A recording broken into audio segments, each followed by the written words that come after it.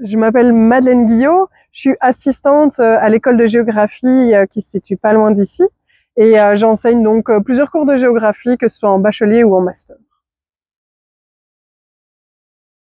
Alors on se trouve ici sur le chemin Marguerite Lefebvre qui se prolonge jusqu'à une passerelle Marguerite Lefebvre aussi. Et mais en fait ce chemin et cette passerelle, ils sont relativement neufs, ils ont été faits en 2017. Et alors qu'ils étaient prévus dès les plans initiaux de la ville de Louvain-la-Neuve dans les années 70, ça n'avait pas été réalisé. Et en fait, c'est via le fait qu'il y a la nouvelle bibliothèque des sciences et technologies, la BST, qui s'est installée juste en face de la passerelle vers les 2014.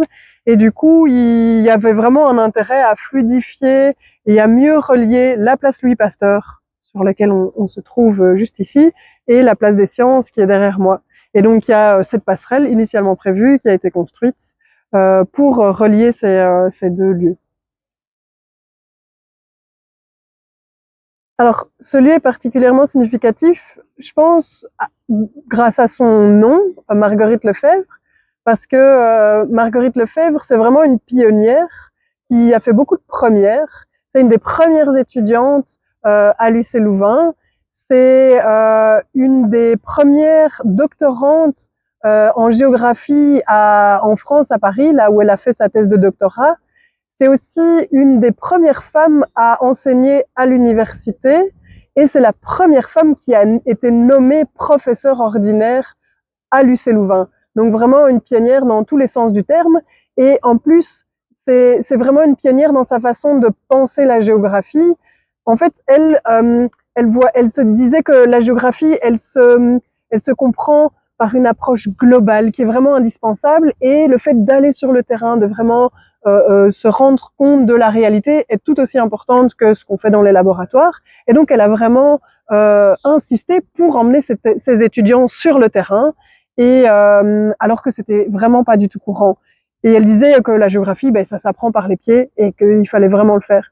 Et je trouve aussi que c'est vraiment une femme super forte parce que, en fait, elle a commencé à enseigner en 1938. Elle a même été, d'ailleurs, je l'ai oublié, la première directrice de l'Institut de géographie de l'UC Louvain, femme donc, mais donc enseignée en 1938. Et tout ça, elle l'a fait sans être officiellement académique jusqu'en 1960. Et donc, et là, elle était à la fin de sa carrière. Elle a été quelques années plus tard admise à l'éméritat, aussi première femme admise à l'éméritat. Et donc, je trouve que pour ça, ce chemin, il a vraiment une signification assez importante, notamment pour l'école de géographie.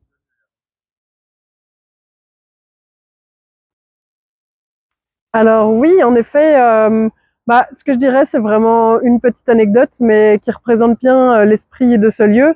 C'est que juste ici derrière moi, sur ces marches, quand il fait beau à midi, avec les collègues, on vient souvent manger, prendre un peu le soleil, juste en face des laboratoires de géographie, qui sont aussi juste là derrière. Et on en profite pour regarder les étudiants passer, pour dire ah t'as vu, c'est les baquins, ils sont chouettes cette année, ou encore regarde là le groupe de master. Oui, une autre anecdote, un peu un fun fact en fait, lors de l'inauguration de la passerelle Marguerite Lefebvre, il y avait une étudiante qui s'appelait Marguerite Lefebvre à l'UC Louvain, et donc ils l'ont invitée à venir pour couper le ruban d'inauguration.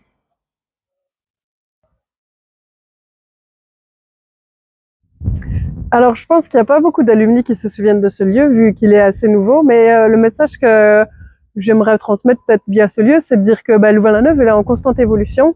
Il y a des passerelles qui apparaissent à certains endroits, peut-être des bâtiments, et de vous encourager à marcher à travers la ville, essayer de repérer les choses que vous connaissiez, les choses qui ont changé. Et je trouve que c'est ça qui est beau avec Louvain-la-Neuve, de pas avoir une ville qui est totalement finie et d'avoir pu voir cette évolution et cette ville qui sort de terre encore petit à petit et encore aujourd'hui et encore demain.